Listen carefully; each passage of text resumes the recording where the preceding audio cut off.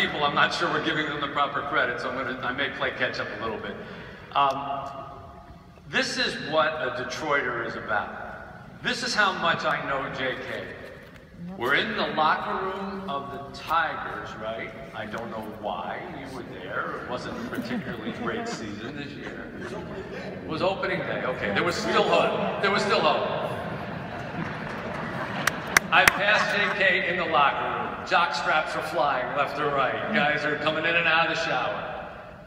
I look at him, he looks at me. I was fortunate enough, I guess, that he recognized me, and I certainly recognized him. Went up, shook his hand, said, I love your work, you're fantastic. Yeah, thank you very much. Total conversation.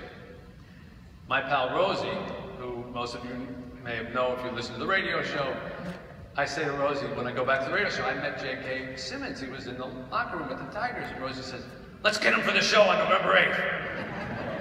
The total conversation that J.K. and I had was, love your work, thanks for it. Somehow we got a hold of his number, asked if he would come in and help us on this charity night.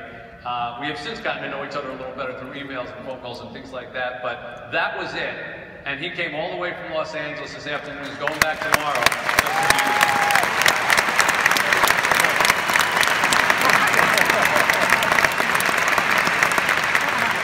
Now, you know in Detroit, once you've ever lived in Detroit, like if you're on if you went to high school at, you know, I don't know, Brother Rice for 1 year, and then you moved out of Detroit, and you never came back again, and you went on to win a Super Bowl, on the news here they say, Brother Rice's own, you know, and that's how they choose. So you will always be Grosse Point's own J.K. Simmons. 10 years, was it?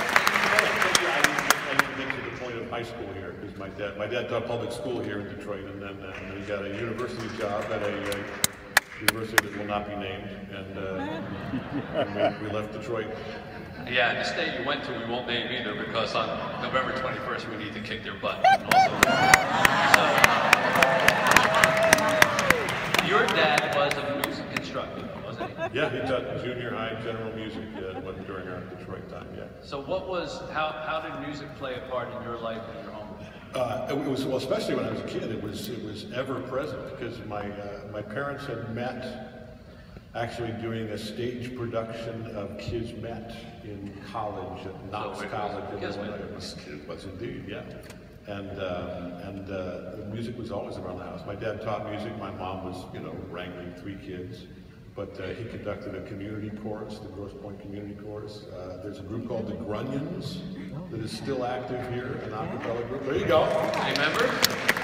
And he sang with that group, and they had, I mean, literally they would have people, it was very sort of, you know, 18th century, you know, Mozart, groups of people would come over to the house, and then his pal Jerry Hughes would sit down at the piano, and they would sing madrigals, you know, and everybody would just sight read.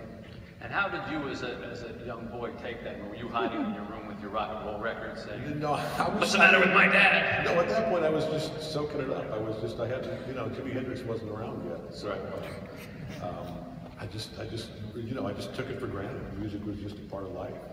Now you're actually a pretty accomplished singer. I've heard some recordings of you. I didn't know this, but early on you were theatrical acting, you did singing as well, right? I did, yeah. I actually studied music in college and then sort of segued into theater and musical theater, and there are some recordings out there. And now, you know, now that I'm all like super famous, I'm I'm singing in a couple of weeks. I'm singing at a benefit in LA. People are asking me to, you know, drag that thing out of me. Yeah. What type of music?